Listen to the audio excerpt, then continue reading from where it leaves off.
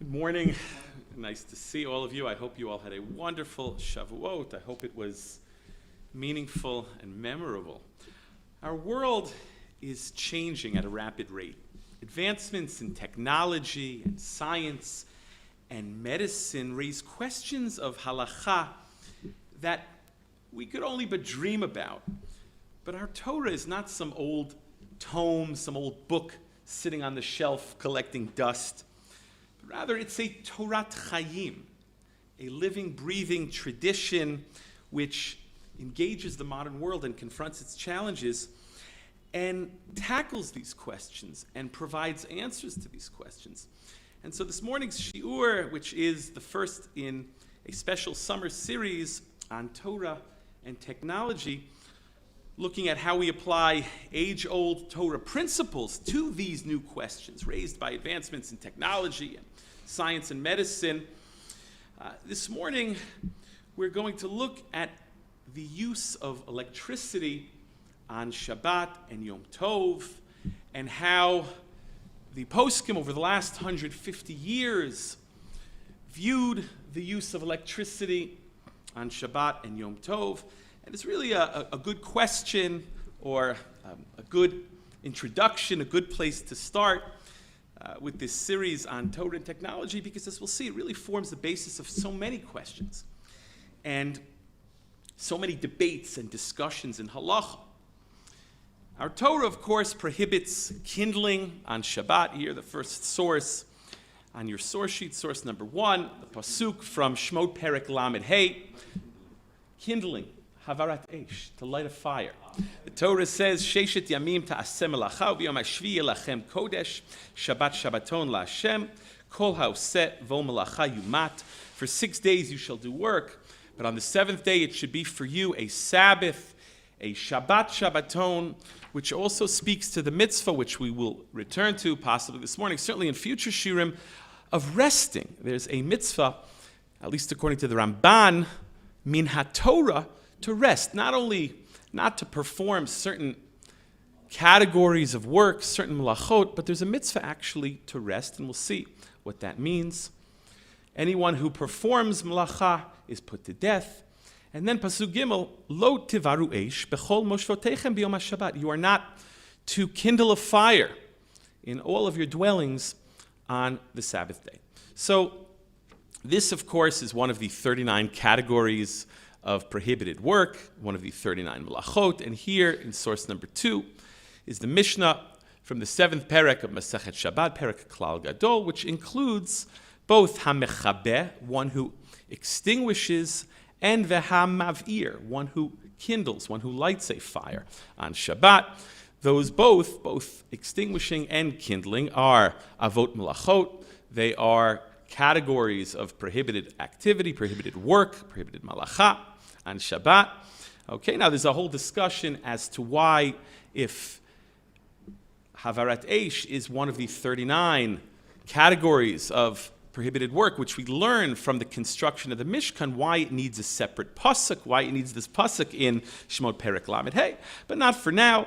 But the question, of course, is the fundamental question is, what is electricity? Is electricity fire? The Torah prohibits creating a fire, kindling a fire on Shabbat. But what? Spreading a fire, right? Extinguishing a fire, but is electricity fire? Is flipping a switch on or off the same as creating or lighting a fire or extinguishing a fire?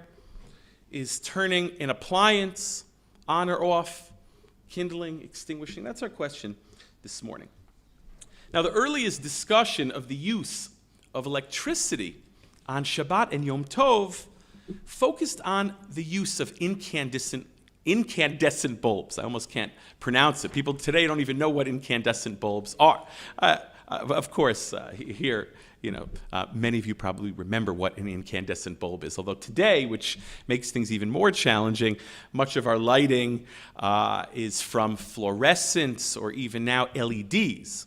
But as far as the way the poskim related to the use of electricity early on. We're talking 150 years ago. It was in the context of incandescent bulbs. What is an incandescent bulb? So in the late 19th century, without getting into all of the details and the patents of Thomas Edison and others, incandescent lighting was introduced commercially into homes. And the way it works, very simply, again, without getting into all of the details, is you have a glass bulb which makes the use of a vacuum or gas, and inside of it you have a little wire filament which, when electric current is supplied to that wire filament, the resistance to the current. You'll have to excuse me, I'm not an electrical engineer. I don't claim to understand all of physics, and certainly I welcome any suggestions, corrections, etc. But in my limited understanding, a very simple explanation is that the resistance to the current causes the metal wire filament to generate light and heat. Okay? So, as far as how to view an incandescent bulb, well, all of a sudden you flip a switch and then you have this wire heating up, coming to a glow. That maybe sounds or looks similar to Havarat Eish, and of course that's the question. Is that Havarat Eish?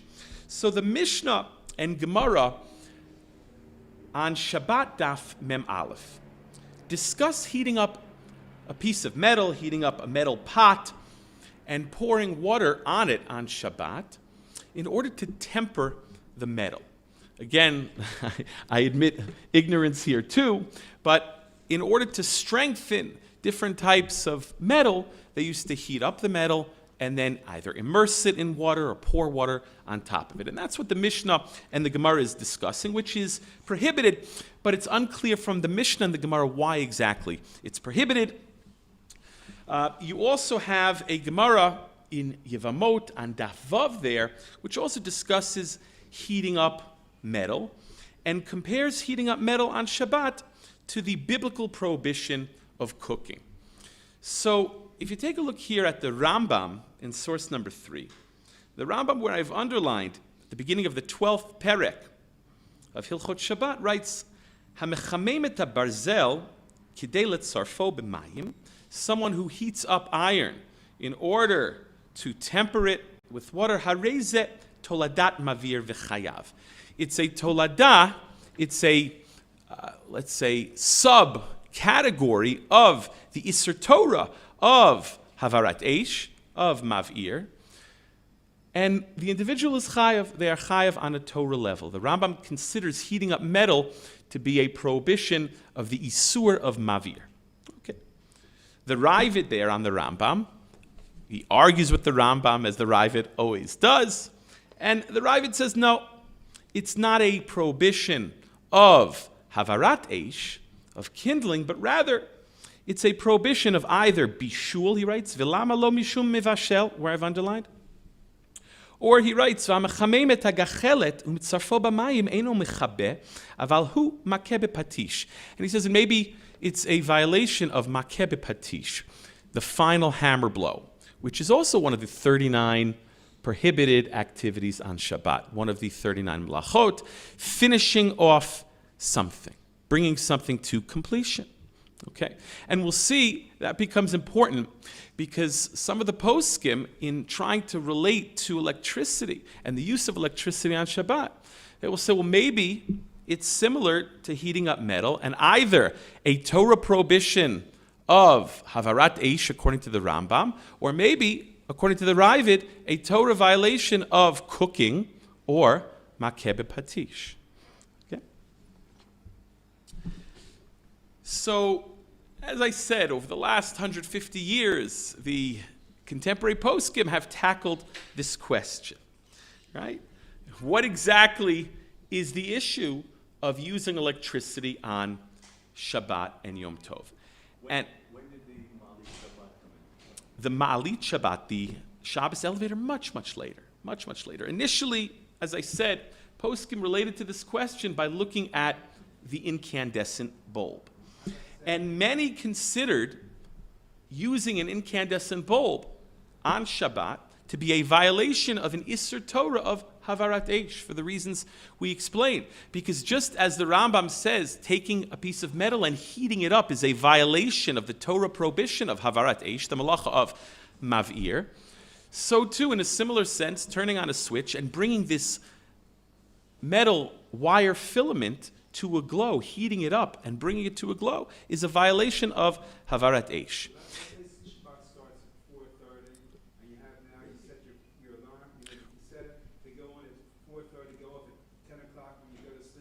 In subsequent shiurim, we'll talk about Shabbos clocks and timers and grama doing things in an indirect way, or smart homes, a lot of practical applications, contemporary questions. But the goal of this morning's shiur is just to introduce you to the Roshei Prakim, the main issues involved, and again, the way the poskim over the last 150 years looked at this question of how we view the use of electricity on Shabbat and Yom Tov. And just for the sake of time, as we started late, I'll take questions at the end. You'll bear with me, I'll take questions at the end. Okay, so as I said, initially, many poskim attacked this question or viewed this question in light, no pun intended, of the introduction of the incandescent bulb. And the Baal Aruch HaShulchan, Rav Yechiel Michal Epstein, very important posek, writing in a Torah journal called Beit Vad LaChachamim in 1903, and really writing about the use of electricity on Yom Tov. He considered electricity to be, or the use of electricity to turn on a light at least, he considered it to be a violation of the prohibition of Havarat Eish. Okay? And it's interesting. I'll take questions at the end if you don't mind. And so, again, Havarat Eish, of course, is prohibited on Shabbat, but it's permitted on Yom Tov for Ochel Nefesh.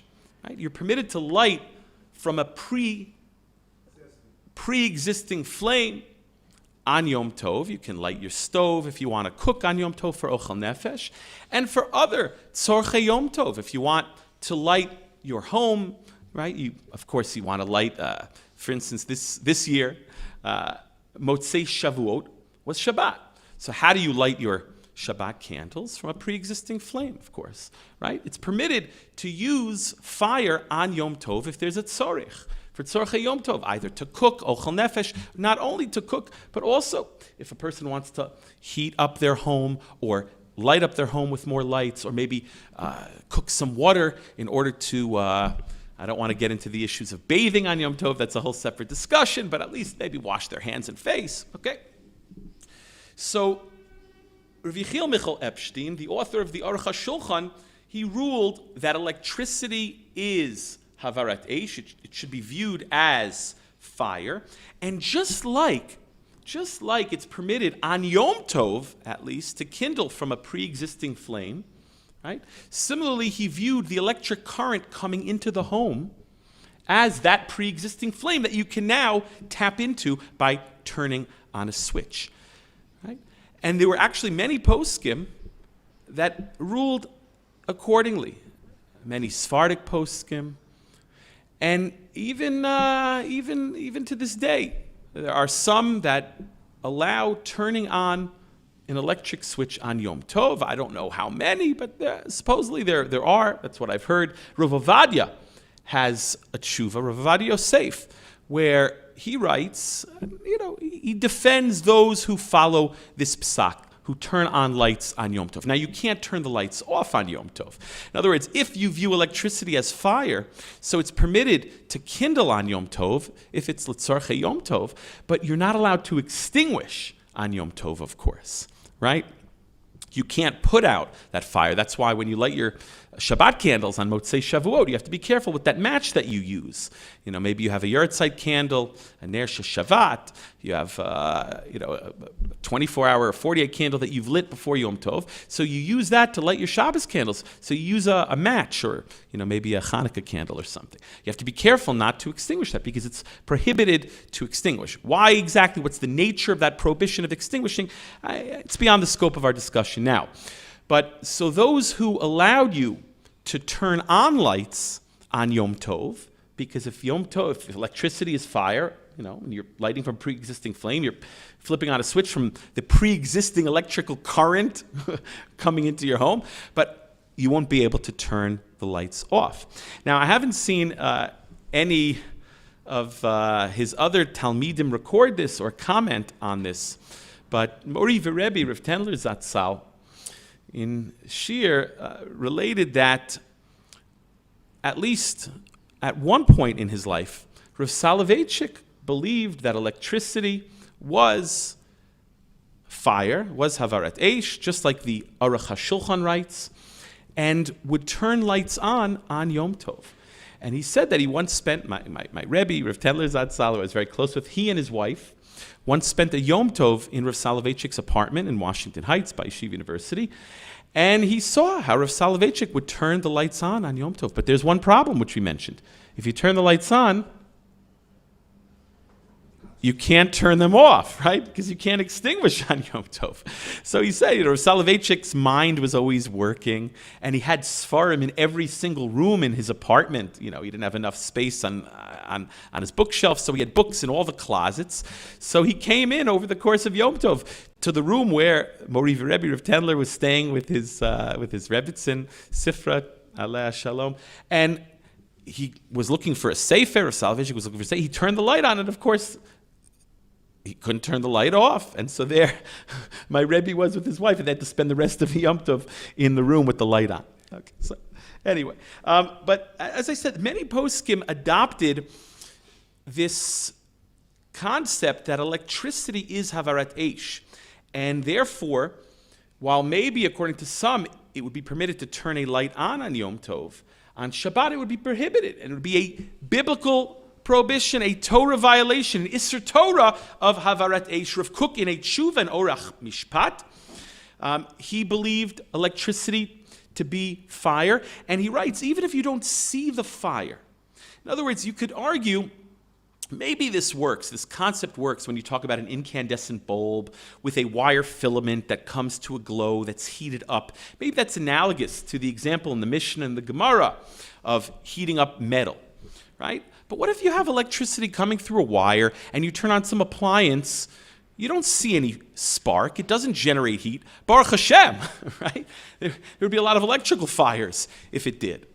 So Rav Kook writes that even if you don't see the fire, but it has potential to generate heat and light, then it's considered Havarat Eish. Now, there's an article where Rav Rosen Zatzal from the Tzomet Institute tried to argue that, no, this is only, again, with regards to an incandescent bulb or maybe those old-fashioned heaters, those unsafe portable heaters where you plug into the wall and they come to a glow and they generate heat and there's a fan behind it. Unfortunately, those things they're the cause of many fires. They don't really sell them too much today. Or maybe, some sort of toaster oven. But most appliances, they don't generate sparks. They don't come to a glow. They don't generate heat. And so many contemporary poskim argue with this. And they say, well, maybe this works with an appliance that comes to a glow, that heats up. It's similar to Havarat Eish. But most appliances, really, it's very difficult to say you're really in violation of Havarat Eish. To compare electricity to fire, it's not the best comparison. Although it's interesting, the poskim, the attitude of the poskim over the last 150 years to the use of electricity on Shabbat and Yom Tov was like, well, maybe it's not so clear exactly what the Isser is, but we know it's Asur. So we're going to try to find an Isur. We're going to try to pin it on something, and you'll see some more examples. But at least as far as viewing electricity as fire, the Melamed Lahoil, Rav David Tzvi Hoffman, was a brilliant posek, very worldly, very open, and he has a nice pshat in the pasuk that we began with. It says, Lo tevaru eish bechol moshvotechem. B'yom HaShabbat. You are not allowed to kindle a fire in all of your dwellings. So he understood that to include all types of fire. It's b'chol moshvotechem. He understood that to mean all types of applications, not merely limited to an incandescent bulb. In other words, any type of electricity where you're powering something, powering up an appliance, cooking with it, making use of it, okay? He read that into the pasuk because it says, Bechol moshvotechem, in all your dwellings. So he understood it to speak to a very broad application, okay? But again, as I said, there are contemporary poskim who disagree. And, really, it's very difficult to say today with solid state technology and semiconductors and all of these things, which again, I admit I don't really understand. And even lighting today, right? Fluorescent lighting, LED lights, LCD displays, so much of our appliances today, so much of our technology today really doesn't heat up, right? Really doesn't bring anything to a glow. There's no metal that comes to a glow. It's not really like the incandescent bulb. So, if you want to say maybe once upon a time the poskim treated an incandescent bulb like havarat eish, but very difficult to say today that using electricity on Shabbat for our modern appliances is a violation of havarat eish. So what is it?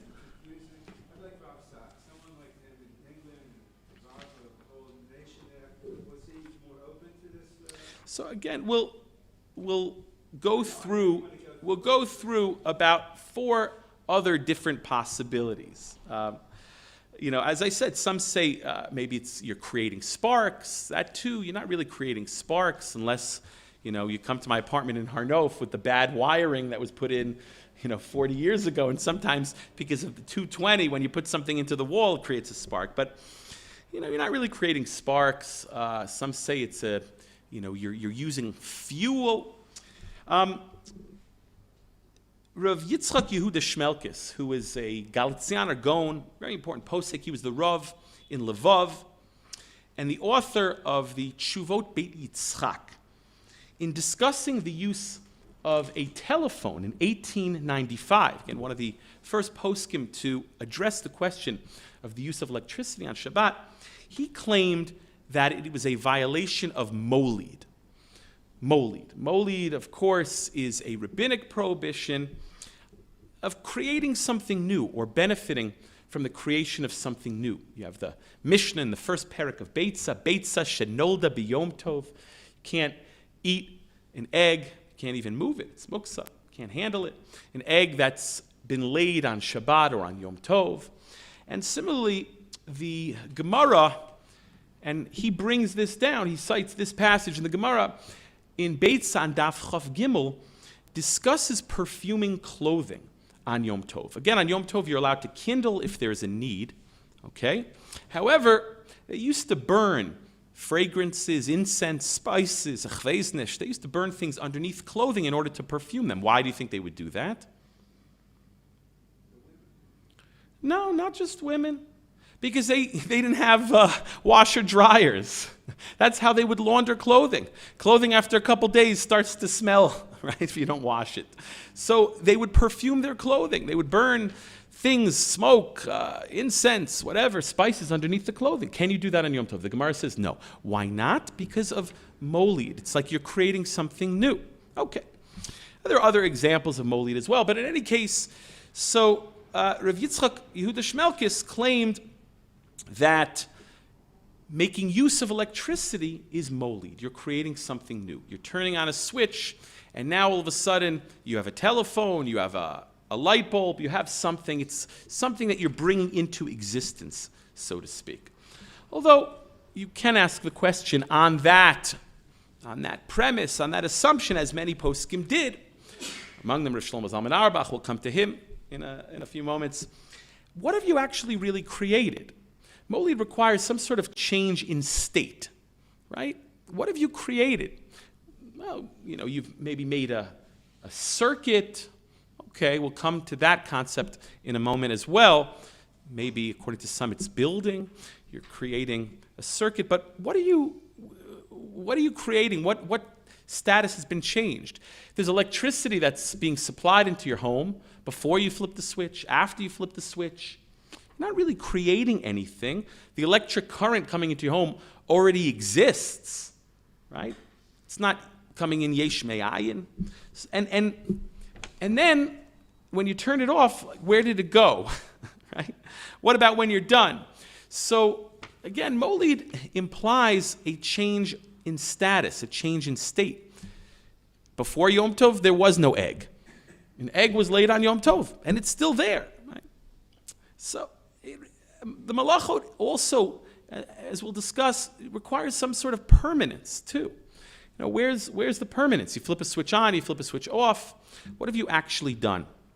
But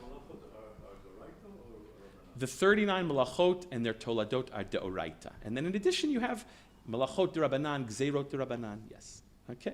So that's the second approach, right?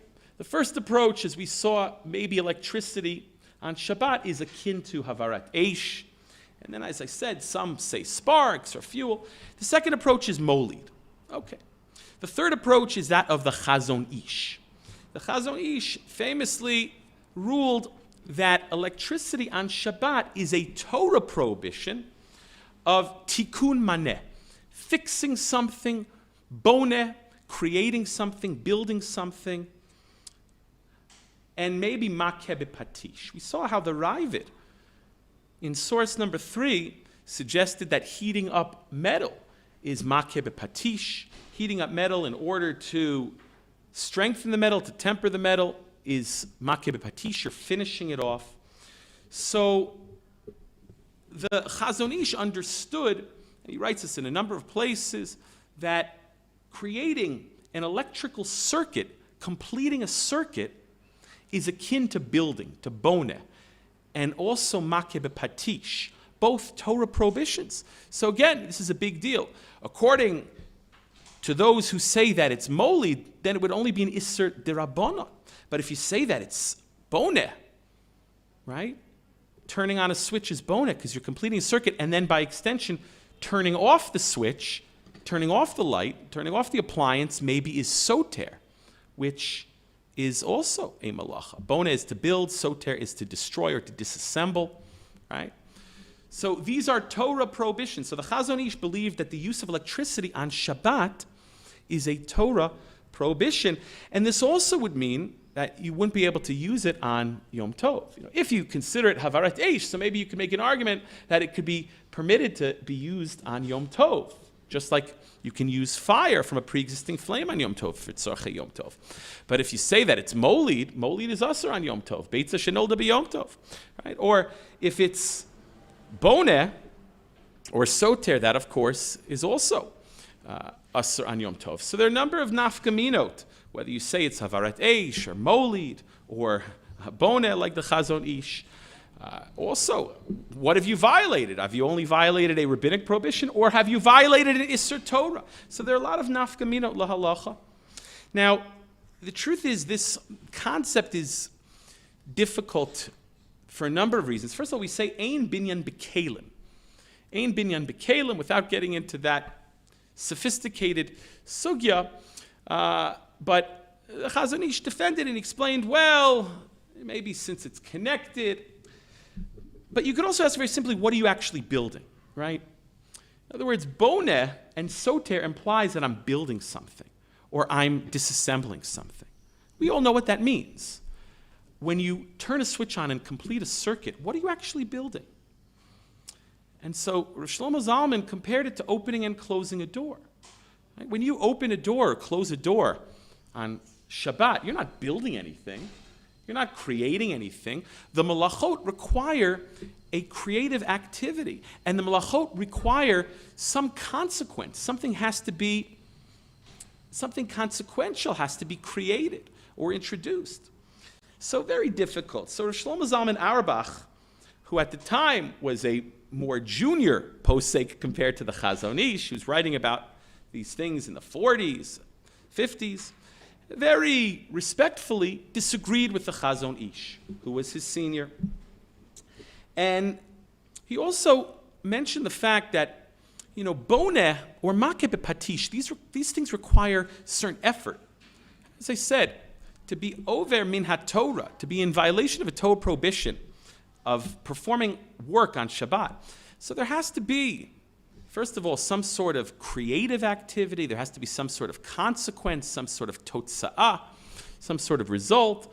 But there also has to be some effort. Right? What's the effort? And specifically when it comes to boneh and soter and makeh b'patish, there has to be some sort of effort. Where's the effort? Okay, turning on an appliance doesn't require much effort. In fact, just the opposite. Right? The whole point of the appliance is to minimize human effort. Okay? That's the whole point. You're having this, vacuum cleaner do the work for you. Okay? So, a contemporary posek, Rav Asher Weiss, based on a Talmud Yerushalmi, explains that when Chazal wanted to asr something, but they couldn't fit it into any specific category, the Yerushalmi says they would pin it on makeh b'patish. In other words, here you have something where the rabbis realized, maybe this doesn't fit formally into one of the 39 categories of prohibited work, but we know it's usr. Right? You can't do this on Shabbat. Okay? Why is it usr? Well, so they'll pin it on makeh b'patish. But that would be, let's say, a rabbinic makeh b'patish, a malacha d'rabbanan of makeh b'patish, different from what the Chazon Ish says. But I think maybe the svara is the same.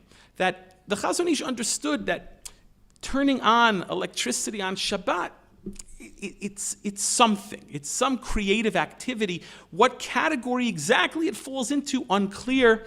But we know it's usr, so we'll say makeh b'patish. And as I said, Rav Asher Weiss explains, based on the Yerushalmi, that that's what Chazal did when they understood something to be prohibited but couldn't figure out which category it falls into. They pin it on makeh b'patish.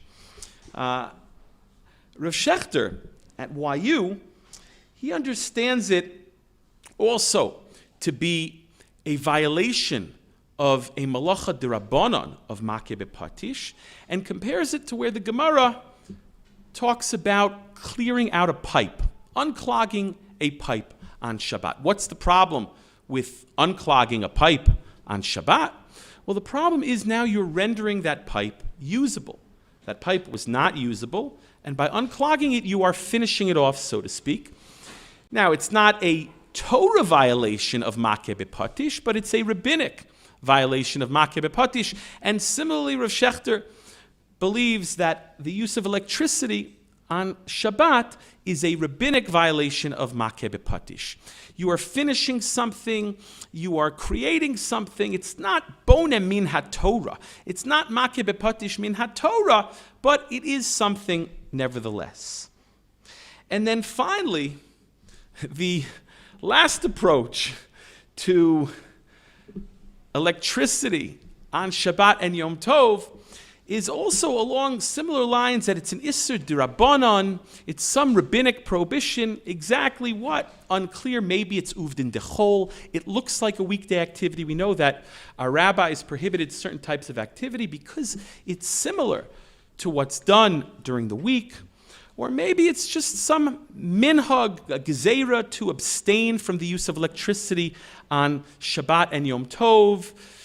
Reason for unclear. And that's the approach of Rav Shlomo Zalman Auerbach and the Tzitz Eliezer. As I mentioned, Rav Shlomo Zalman Auerbach already in his youth was dealing with this and spent many years addressing the question of the use of electricity on Shabbat and Yom Tov, and wrote a number of tshuvot in his Minchat Shlomo, and wrote a whole sefer called Me'orei Or.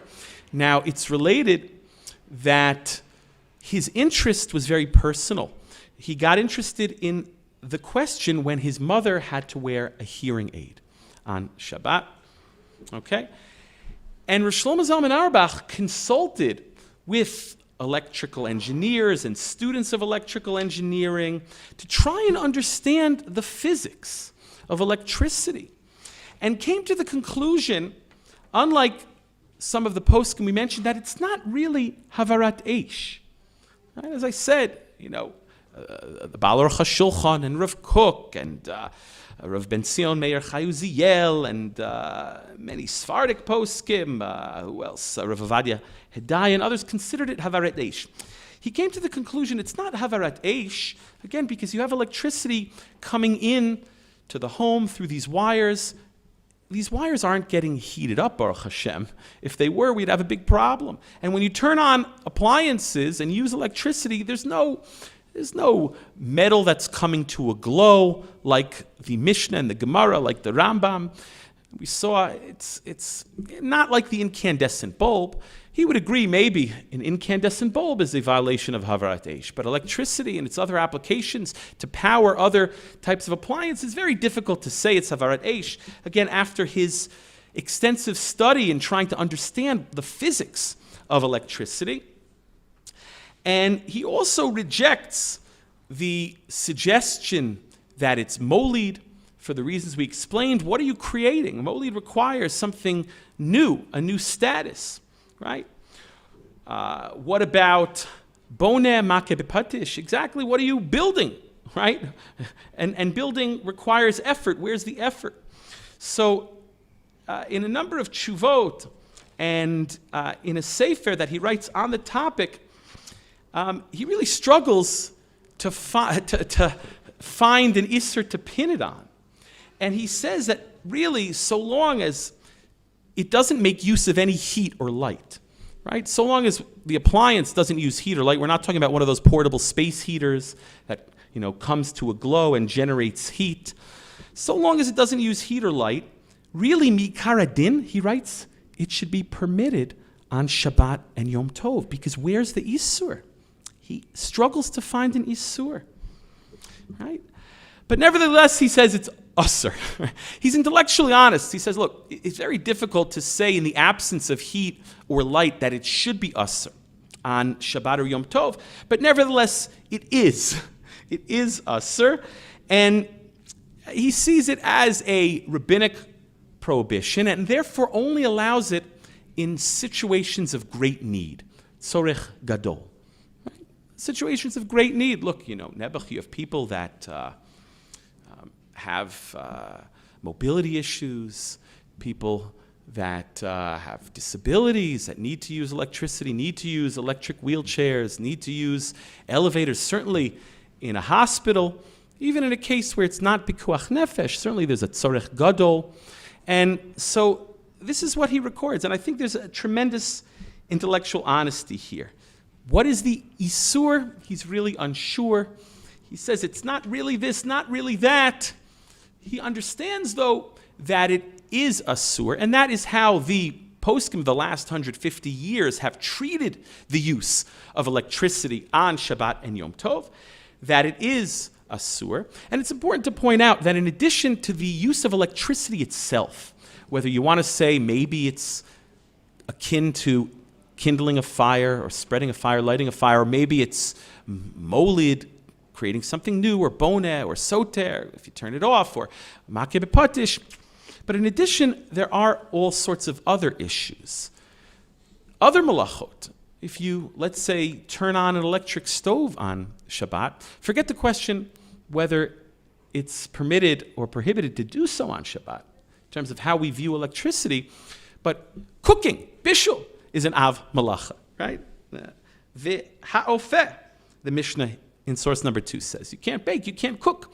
That too is a prohibited activity on Shabbat. Or maybe certain appliances that generate some sort of sound. Might be an isser of hashmat kol. Okay, that's only a rabbinic isser. But you could think of all sorts of other types of applications. A person shaves with an electric shaver, right? So maybe that's, you could say, well, it's electric. What is electric on Shabbat? Maybe it's not clear what the isser is, but certainly there's a Torah prohibition of shaving. So in addition to the question of how we view electricity, okay, again, you have all sorts of other, let's call them incidental malachot that are involved as well, which you have to view. So each case would have to be on a case-by-case basis, but the consensus among all poskim, or I should say among all Orthodox poskim, in the Torah world is that we treat electricity on Shabbat and Yom Tov as asur. As I said, there were some Sephardic poskim and maybe some Ashkenazic poskim too that allowed the use of electricity on Yom Tov. I don't know if anyone actually does that nowadays, despite what Rovadia writes in his Tshuva. He defends those who still follow that practice, but really the consensus among all the poskim, whether it's Havarat Eish, whether it's Molid, whether it's Makeh B'Patish, whether it's Boneh, whether it's Soter, whether it's a rabbinic version of Makeh B'Patish, whether it's Uvdin Dechol, right? Whether the Isur is one of biblical prohibition, whether it's biblical in nature or whether it's rabbinic in nature, the consensus among poskim is that electricity is not to be used on Shabbat and Yom Tov. Be'ezrat Hashem, in future classes we will discuss indirect use of electricity, grama switches, okay? Maybe we'll talk about electric elevators or Shabbos elevators, which you wanted to talk about, smart homes, all sorts of contemporary questions of appliances, timers, Shabbos clocks, Shonei Shabbat, etc. And I will take questions. Yes, you had a question in the back? The big issue right now is young people coming back to school wanting to not spend the rest of Shabbat. Right. Half Shabbos. Right. Sure. So before you came in, we were discussing how, according to most poskim, turning on an incandescent bulb, the old-fashioned light bulb, which consists of a glass bulb with a vacuum or a gas inside and a metal wire filament which comes to a glow, which is heated up. Really, according to all poskim, that's a violation of Havarat Eish, the Isser Torah of kindling fire on Shabbat. And I introduced the question, what about today? We don't find in most places incandescent bulbs. They're not really in use. Here you have, are these fluorescents? They look like they're fluorescents, right? Or you have LEDs, which are becoming more and more popular. What's the Isser involved? So that we'll have to explore in a future shiur. But as far as the principle, if you want to say that it's Havarat Eish, certainly with a cell phone, turning on a cell phone or using a cell phone, it's not really a violation of Havarat Eish because we asked, where's the Eish? Where's the fire? There's not really any fire involved.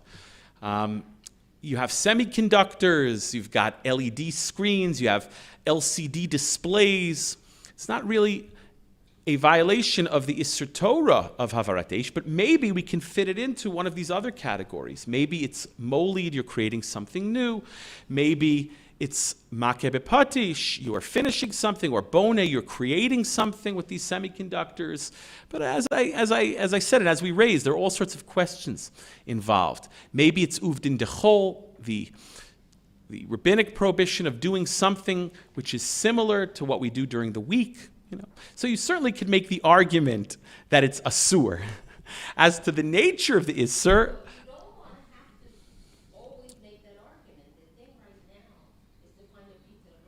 oh, okay, good. So it's a delicate balance. On the one hand, you're right. We want to find pitronot. And we want to find pitronot where it's appropriate to find pitronot, where there's a real need. As I said, we're going to speak about grama, using electricity in an indirect way, turning something on in an indirect way where we try to minimize the isur involved. And so maybe there's a good reason for that. If it's, as I said, for people struggling with mobility issues, for people that are sick but not a chole sheyesh bo sakana, their life is not in danger, uses in hospitals, in old age homes, certainly. But do we want to find a heter to allow a teenager to go on his phone on Shabbat? Or should we better teach that teenager the value in the beauty of a Shabbat, in the fact that on Shabbat, we don't go on phones. We don't engage in weekday activities because Shabbat is special. Shabbat is different. Instead of finding a pitaron to say why it should be mutar, it should be permitted for a person to go on their phone in Shabbat, we have a mitzvah. Again, I think this was before you came in.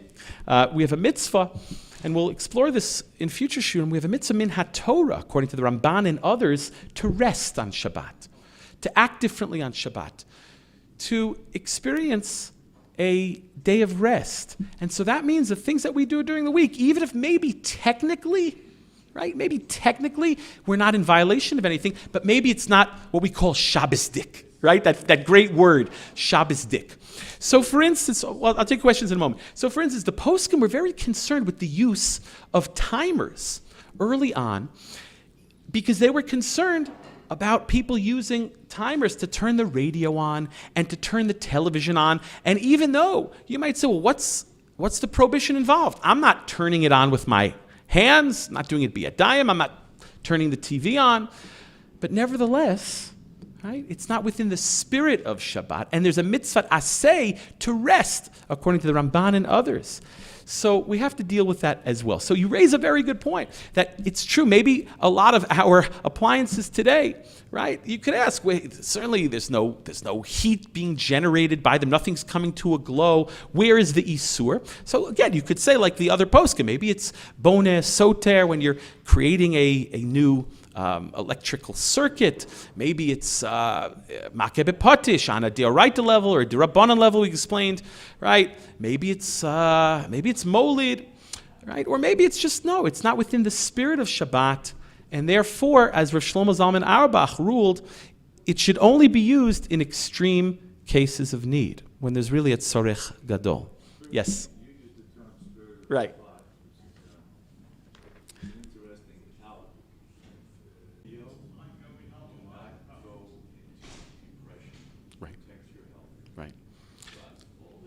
So you raise two very important issues. The first is when you talk about the spirit of Shabbat, it's not Shabbosdik, right? Or Uvdin Dechol, it's a weekday activity.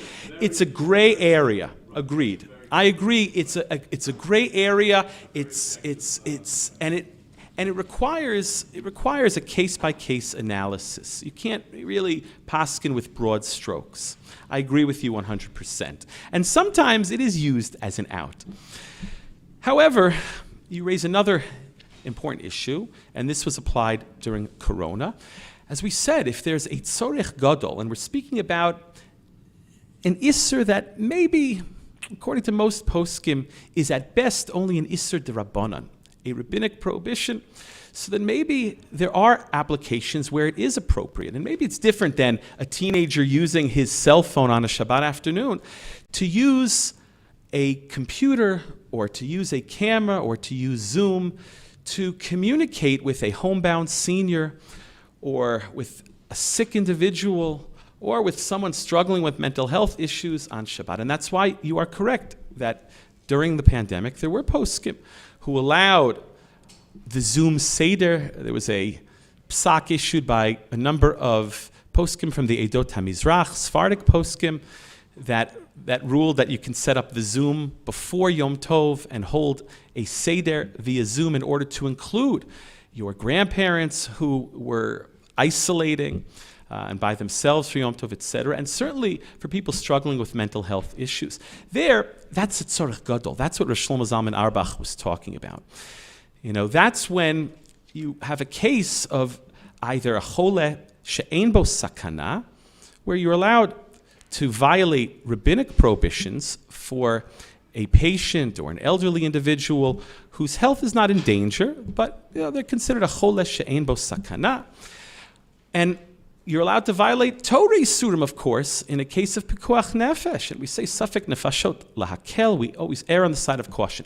So certainly when it comes to mental health, that certainly is an appropriate application. But once again, you have to view each case by its own merits and on a case-by-case basis. So this is something, when you talk about the spirit of Shabbat and Shabbosdik and Uvdin Dechol, this is something that, again, you have to view on a case-by-case basis. And certainly you raise mental health. Absolutely. That's mamash pikuach nefesh. Okay, we will visit more of these questions in future shiurim, talking about grama switches and smart homes and all sorts of new applications. I wish you a wonderful day and a wonderful week. We will see you all Be'ezrat Hashem next Wednesday.